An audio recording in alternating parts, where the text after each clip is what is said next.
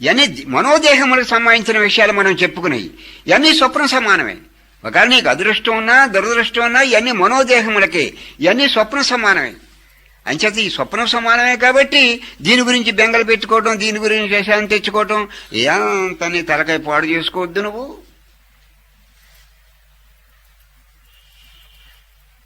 శాస్త్రాన్ని ప్రమాణంగా పెట్టుకో. భగవంతుడు ఏం చెప్పాడో చూసుకుంటా ఉండు. దాని ప్రకారం నువ్వు జీవించడం ప్రారంభించు. నీకు ఇహ ఉంటుంది, పరం ఉంటుంది. ఈ రోజులు సుఖంగా వెళ్ళిపోతాయి, నీకు పరలోకం మిగులుతుంది. అర్జునుడితో కృష్ణుడు చెప్పినట్టు నువ్వు ఓడిపి యుద్ధంలో చనిపోయావనుకో స్వర్గం వస్తుంది, నెగ్గితే రాజ్యం వస్తుంది. ఇప్పుడు నీకు ఇందులో లోటేందోయా అన్నాడు. నీకు అటు లాభమే ఇటు లాభమే. ఇప్పుడు అల్లూరి సీతారామరాజు గారి పేర్ల మీద చాలా బిల్డింగ్లు కడుతున్నారు. ఇప్పుడు అల్లూరి సీతారామరాజు గారి వీళ్ళు ఇప్పుడు మంత్రి రామలింగరాజు గారు చేసిన పనులు కూడా అల్లూరి సీతారామరాజు గారు చేయలేదు. అల్లూరి సీతారామరాజు గారు ఎక్కడ బిల్డింగ్లు కట్టించలేదు, లేదా ఇంకోటి చేయలేదు. ఆయన సోషల్ వర్క్ ఏమీ చేయలేదు. ఏదో పోరాటాల్లో ఆ బ్రిటిష్ ప్రభుత్వానికి వ్యతిరేకంగా పోరాటంలో ఆయనలో విశేషం ఏంటంటే ఆయన ప్రాణాన్ని ఒక మంచి కార్యక్రమం కోసం, మంచి పని కోసం ఆయన ప్రాణాన్ని ఆ ప్రాణాన్ని తేలికి ఇవ్వగలిగాడు. అంటే ఒక మంచి పని కోసం ఆయన ప్రాణాన్ని ఇచ్చేశాడు. మనిషికి ప్రతి వాడికి ప్రాణం అంటే ఇష్టం. ఆ ప్రాణాన్ని ఒక మంచి పని కోసం ప్రాణాన్ని ఇచ్చేశాడు. కాబట్టి ఈ రోజున చాలా చోట్ల అల్లూరి సీతారామరాజు గారి కళ్యాణ మండపాలు, అల్లూరి సీతారామరాజు గారి బిల్డింగ్లు పెడుతున్నారు. ఆ పార్లమెంట్ హాల్లో ఎక్కడ అల్లూరి సీతారామరాజు చిత్రపటం పెట్టారు.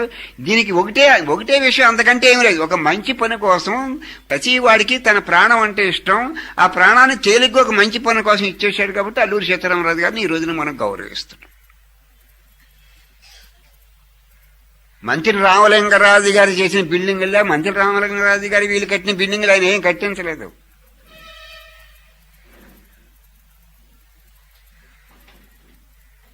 కృష్ణుడు ఇక్కడే చెప్పాడు, ఒకవేళ నువ్వు మామూలు యుద్ధం చెయ్యి, నువ్వు ఒకవేళ నిజంగా నువ్వు చస్తావనుకో యుద్ధంలోనే. మరి అల్లూరి సీతారామరాజు గారు కూడా అలా చనిపోయారు కదా. అదే అర్జునుడితో అదే నిజంగా చనిపోతావనుకో నీకేం నష్టం లేదు, నీకు స్వర్గం వస్తుంది. ఒకవేళ నిజంగా జయిస్తే రాజ్యం, చనిపోతే స్వర్గం. అటు లాభం ఇటు లాభం, ఇంకా ఆలోచించడం ఏంటి, నీ డ్యూటీ ఏదో నువ్వు చెయ్యి అన్నాడు. అటు లాభమే ఇటు లాభం, అటు ప్లస్ ఇటు ప్లస్ పాయింట్. అంటే మనకి శాస్త్రాన్ని చూసుకోవడం, భగవంతుడు ఎలా చెప్పాడో అలా జీవించడం ప్రారంభించడం, పరిస్థితులన్నీ చక్కబడతాయి. తర్వాత మనకి భగవంతుడు చెప్పినట్టుగా మనం జీవిస్తున్నాం అనుకుని ఆత్మవిశ్వాసం కలుగుతుంది. క్వైట్ గా ఉంటాం, కూల్గా ఉంటాం, కామ్గా ఉంటాం, బెదిరిపోం, భయం తగ్గిపోతుంది, ఫియర్లెస్ స్టేట్ వచ్చేస్తుంది.